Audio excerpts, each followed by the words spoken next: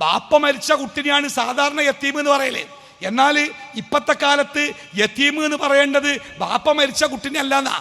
ലൈസൽ യതീമുല്ലദീ മൻ മാത വാലിദഹു, ബാപ്പ മരിച്ചോനല്ല ഇപ്പൊ യത്തീം എന്ന് പറയണ്ടേ.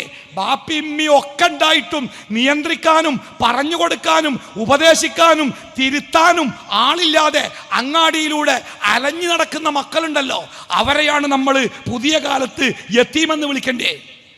നമ്മുടെയൊക്കെ വീട്ടിലുണ്ട് യത്തീം കുട്ടികൾ, നമ്മുടെയൊക്കെ വീട്ടിലുണ്ട് യത്തീം കുട്ടികൾ. രാവിലെ ഒരു പാൻറ്റും കുപ്പായൊക്കെ ഇട്ട് പാൻറ്റിൻ്റെ മുട്ടുകാലിന് വലിയൊരു ഓട്ടയൊക്കെ ഉണ്ടാക്കിയിട്ട് മുടിയൊക്കെ പാട് അങ്ങനെ ഇങ്ങനെ ആക്കിയിട്ട് ഒരു പോക്ക. ബാപ്പണ്ട് കൊലായ്മ, ഉമ്മണ്ട് വാതിൽക്കെ. എന്തടാ എൻ്റെ ഒരു കോലം, എനിക്കൊരു മനുഷ്യൻ്റെ കോലത്ത് പോയിക്കൂടെ എന്ന് ഓനോട് പറയാൻ ബാപ്പിയില്ല അമ്മിയില്ല. വൈകുന്നേരം വീട്ടിലേക്ക് വന്നാൽ ഓന് നിസ്കാരമല്ല, ഓന് ഖുർആൻ പാരായണമല്ല, ഒന്നുമില്ല. ഓനും ഒരു ഫോണും ഒരു ഇയർഫോണുമായിട്ട് ഏതെങ്കിലും തിണ്ടുമ്പോൾ ഓങ്ങനെ ബോധം കെട്ടി കിടക്കുക. എന്താടാ അതൊന്ന് എടുത്തു വെച്ചിട്ട് എനിക്ക് ഈ മുസാഫ് ഒരു വരിയൊന്ന് ഓതിക്കൂടെ എന്ന് പറയാൻ ഓനൊരു ബാപ്പിയില്ല, ഓനൊരു ഉമ്മിയില്ല. പള്ളിയിൽ നിന്ന് ബാങ്ക് കൊടുത്തപ്പോഴും ഓമ്പടെ ടി വിൻ്റെ മുമ്പിൽ സിനിമയും കണ്ടിരിക്കുക, അല്ലെങ്കിൽ മൊബൈലിൻ്റെ മുമ്പിലാ, അല്ലെങ്കിൽ പന്തളി കാണുക, അല്ലെങ്കിൽ അവിടെ എടാ അതൊന്നും ഓഫാക്കിയിട്ട് ഇത് നിസ്കരിച്ച് പോര് എന്ന് ഓനോട് പറയാൻ ഓന് ബാപ്പിയില്ല, ഓനുമ്മില്ല.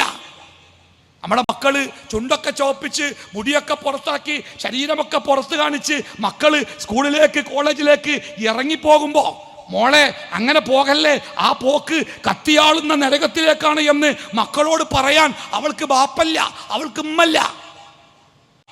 അതായത് യതീമായ കുട്ടികൾ കൊണ്ട് നമ്മുടെ വീടുകളും നമ്മുടെ നാടുകളും നിറഞ്ഞിരിക്കുന്നു.